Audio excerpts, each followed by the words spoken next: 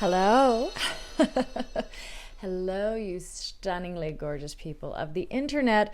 Welcome back to the first video of the new year. And if I plan this accordingly, this will actually follow my birthday. So please, I would love to hear happy birthday in the comments. No, you don't really have to, but I would love it. I am a true Capricorn through and through. I made a video last year talking about your favorite books. I love to collect little bits of information and I love to compile them together and I love to present the information. That's just something that makes me very happy. What we all gravitated to as a community and what really made us inspired this year. And so this is why I'm revisiting that video again this year and I'm telling you the top books that my subscribers loved this year. I put a call out asking what your favorite books were. People responded. Thank you so much. I truly appreciate it. It's a lot of fun. And I discover new books that I didn't know about. So today we're going to be talking about them. We have about 7 books that reached the top tippity top. And then we have a couple more little categories that we're going to go through. So let's get comfortable. Don't mind that I'm on my computer. Hopefully this is giving a little bit of like a accountant core. Accountant core. Yeah, that feels right. Let's get cozy. Hold on. But first, if we're talking cozy, there's no way I can start this video without addressing the baby elephant in the room, which is my brand new chair. If you haven't noticed, I've been kind of clearing out, purging my apartment, and I wanted to start fresh this year. That is why I'm so excited to be partnering with Flexispot on today's video. I'm so impressed by their product, and in particular, the Flexispot Lotus recliner chair, which is what I am currently relaxing on. If you can't tell, this is really probably one of the most spacious chairs I've ever sat on. It's incredibly comfortable. I feel like I'm floating on a cloud. It comes seated with a 20.9 inch seat width and a 9.8 armrest width. It provides ample space for various sitting positions, whether it's upright, sideways, or cross legs, as I'm doing right now. You can swivel back and forth so you can keep animated, even when you're doing things throughout the day. I personally have been editing on this. I'm going to be editing this exact video in this chair. It makes for a little less tension on my neck. I find when I'm seated in more rigid chairs, I'm not really able to relax and ease into things. This has been incredibly luxurious for the editing experience. There's also a little bit of concealed storage space. So if you want to store books, you want to store magazines, you want to store a journal, perfect for the reader. All of us are always kind of trying to find an incredibly comfortable place to read. This is the perfect way to incorporate a fashionable and beautiful chair into your reading. I love the color. I think it opens up my space incredibly well. I've truly enjoyed my experience with this. And if you would also like to enjoy your Flexispot experience, which I highly encourage that you do, you can check it out by clicking the link below. Don't miss out. You can use my code LOTUS30 for $30 off and free shipping. So thank you so much again to Flexispot for sponsoring today's video. Again, click the link in my bio if you'd like to check them out. Let's talk about the books that made the top of this list this year. I think I got like over 200 submissions. And last year when I did this, a lot more books came together. Like there was a couple of books with, I think, 9 votes each, a couple of books with 5 votes each. A lot of books this year had 2 votes, and we had quite a few with 3. So the first 1, 2, 3, 4 books that have made this list that are going to round out the top 7 have 3 votes each. The first one that we're going to talk about is a book that I'm incredibly happy made this list, and I believe actually made it last year, is The Bee Sting by Paul Murray. I finally know how to properly pronounce his name. Thank you for every Irish commenter that finally told me how to pronounce his name. I'd been saying it Murray, and I'm so sorry. Paul Murray. I talked about how much I enjoyed this book this year, read it for my book club, really had such a experience with this. A book that makes you feel for every single person involved in this storyline. I'm always happy that people take on big books, and that's exactly what this book is. This is a big book. It's a behemoth. You really have a journey, but you are taking a journey with these characters, and I love everything about it. So happy to see that people enjoy this as well, so that got 3 votes. The second book to get 3 votes is Bram Stoker's Dracula.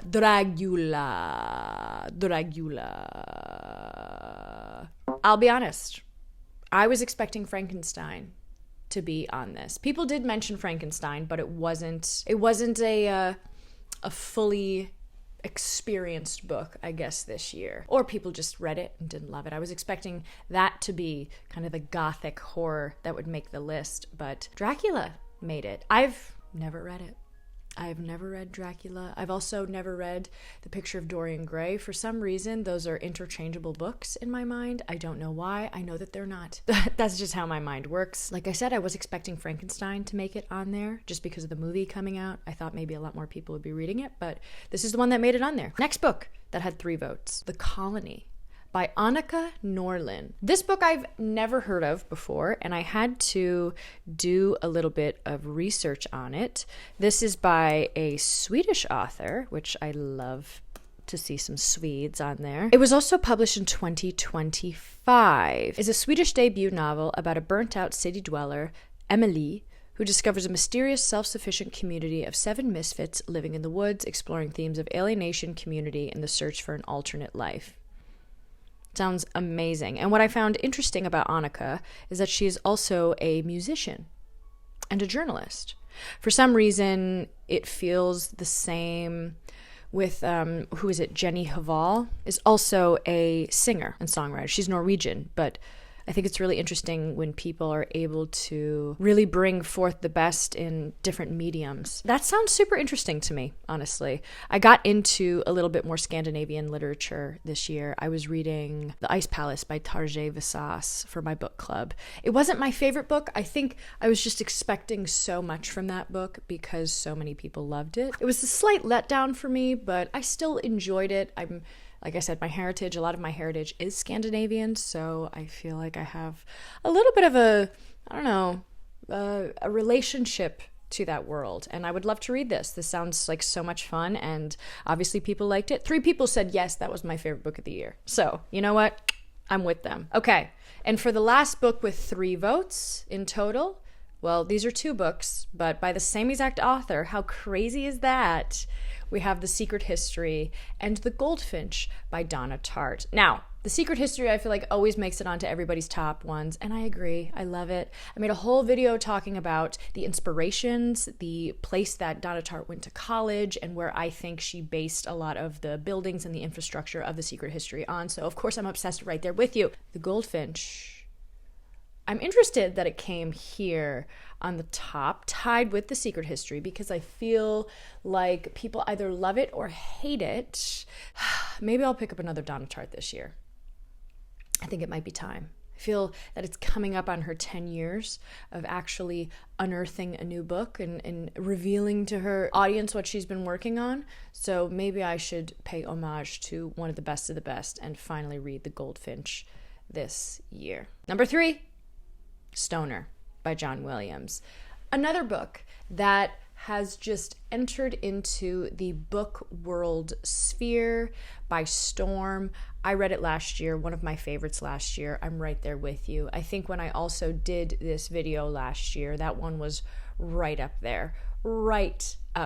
And so many people cherish and love this kind of hidden classic for a little while. I would love to know who was the catalyst that really pushed this into everybody's main focus when it came to talking about this book, because for a little while this wasn't in anybody's world. This wasn't a book that people were actively reading, and then I just feel all of a sudden, because of the internet, because of people talking about books on the internet, somebody pushed it, and I want to give credit to that individual. I don't know if it was Sean the Book Maniac, maybe. I think he's one of the first reviews on Goodreads that I saw really praising how much of a hidden gem this was. I would love to know. Great book about just the banality of life and somebody who effortlessly gives instead of receives. Beautiful. You don't know why you keep reading this book, but you can't stop. And that is the beauty of a great story. Oh, by the way, Stoner had 4 votes. And then that brings us into our second book on the list, Human Acts, with 4 votes as well. I am actually very happy to see this book on here, because I think a lot of people choose The Vegetarian over Human Acts, but having read both of those, I think that Human Acts is so much more of a startling separation from the vegetarian, both obviously going into incredibly horrifying parts of the human psyche. While the vegetarian takes much more of an abstract approach, Human Acts is focusing in on something that very much happened in the world. It's all about the Gwangju uprising in South Korea, something that I had absolutely no idea about. And I always toy with the idea of making a video talking about books that truly taught me something that I didn't know before. And if I did that, this book would be on there. I think it's showing how powerful fiction can be in delivering the same amount of facts as nonfiction, maybe in a little bit more of a palatable sense. This book is really astonishing, and it shows you just how mystifying and coarse people can truly be in some of the most human acts. Really great writing. I was surprised at this one. So many people loved. It's a hard book to love, I would say. I would just say that its impact is all surrounding, and you feel it the moment that you start on page 1 and you put it down. I wouldn't say this is like a favorite book of mine, but I think about this book all the time, and I'm happy that it's on there. Okay, so before we get to number 1, let's have a little bit of fun and talk about the authors that were mentioned the most. Some of these authors, they'd had a couple of books on the list. They might not have made it into the my very important top 7 list. Hello. But they were mentioned quite a few times. So the most mentioned authors actually are number 1. So I'm not going to tell you right now. But if you have an idea, if you have a little guesseroo, drop it down below. The second most mentioned author was John Williams. He actually had 5 votes, 1 for Butcher's Crossing, and then the rest were Stoner, which I'm so interested to read Butcher's Crossing. I'm not sure if I even know anything about Butcher's Crossing. The more that people discover and love John Williams, I think that this one is brought up so often and would really like to get into it. The next most mentioned author, it's a tie between Hong Kong and Virginia Woolf. We had The Waves, Mrs. Dalloway, A Room of One's Own. Lots of people mentioned Virginia Woolf. Unfortunately, her books might have only gotten 2 votes, which might be a category that we're about to talk about after this. After that, we have Paul Murray with 3 votes, Donna Tartt with 3 votes. We also have Clarice Lispector with 3 votes, and Ottessa Moshfegh with 3 votes. So those were the most mentioned authors that I saw. And now we're going to get into books that had 2 votes, almost made the list. This would have been a very long list if I included them all. So we're going to do some rapid fire books, and hopefully I can put up every single picture of them and you'll be able to see it. Okay, so the first one, Sunrise the Reaping by Suzanne Collins. A brand new release, correct? Hunger Games, right? I've never read The Hunger Games. I'm going to say something very vulnerable. Never read it. Might not ever read it. But if you loved it, let me know why. I'm not saying anything bad about The Hunger Games. I think it was great. So happy that people loved it. Will I read it? I'm not sure. Open to it. Never not open to anything. Let's just say that much. Then, this is a book that I'm actually very surprised didn't make the top, is Martyr. I feel like everybody loved this book this year. I still want to get my hands on a copy of this. I am a little bit worried that it's going to be maybe a little too poetic for my liking. Sometimes I don't love a full poetic book, but I'm intrigued by the story, and I've only heard really wonderful things about it, and I'm very surprised that this didn't make the top. Our Share of the Night by Mariana Enriquez. I have read one of Enriquez's books.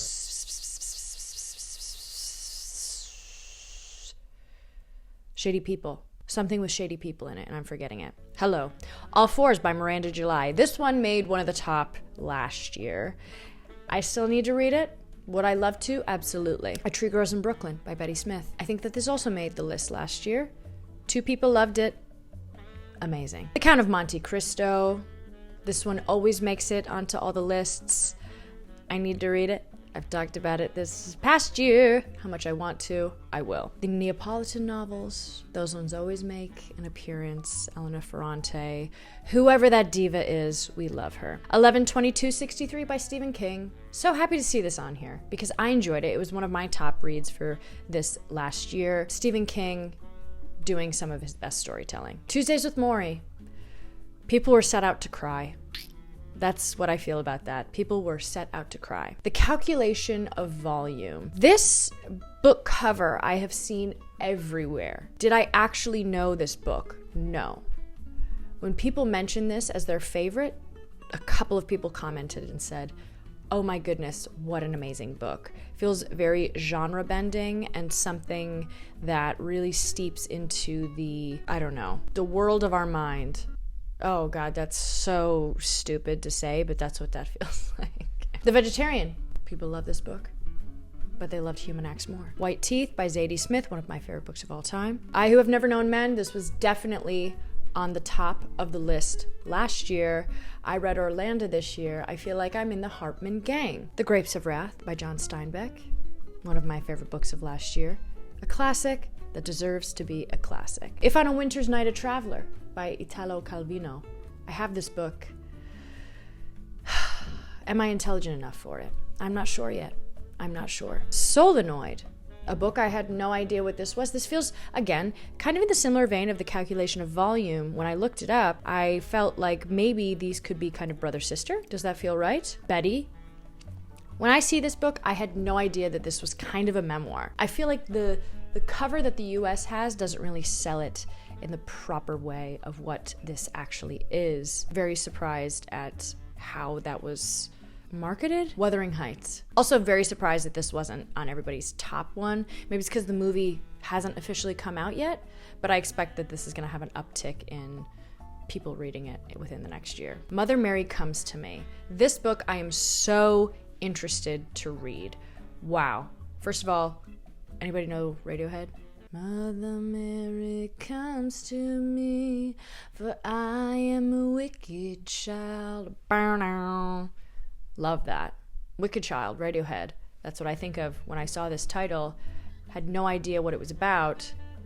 Then I realized it was a memoir by a writer who I still want to read more of her books, or read one of her books at least. Would love to get my hands on this. The Waves by Virginia Woolf. And Monstrilio, which is a book that I think, why haven't I read it? I know it's on there for me to get to at some point in the next couple of years. Okay, so it's so hard to talk about number one. It's so hard. So hard. First of all, this is our most mentioned author on the list with 10 votes. People enjoyed Travels with Charlie and also The Grapes of Wrath. But the most loved book with 7 votes, can you guess it? Do you know it? Do you know it? Do you know it? East of Eden by John Steinbeck. I feel that this book had a lot of love and praise this year. Obviously, it's always well enjoyed. People, whenever they read it, they have a momentous experience with it. It's my favorite book of all time. The Grapes of Wrath is kind of coming up there. Maybe it is my favorite Steinbeck, but there's just something about East of Eden that sticks with you, and you don't really know why. You don't know why, but you just feel that Steinbeck put everything onto the page with that book. It is his magnum opus. You know that when you read it, and you know that you're seeing a master at work, and it's a fantastic book. I'm so happy that people have enjoyed this book. I think I might be ready for a reread of this book. You guys have great taste. You guys have amazing taste. What can I say? What can I say? So there we have it, guys. The top books that you loved this year. A wide array of books. Let me know what your reading plans are for going into 2026. Maybe I'll do an ins and outs video. I'm not sure. We'll see. Might feel flirty with it. Let me know regardless. You guys are wonderful. You're fabulous. Thank you so much for being here. I will see you in the next one.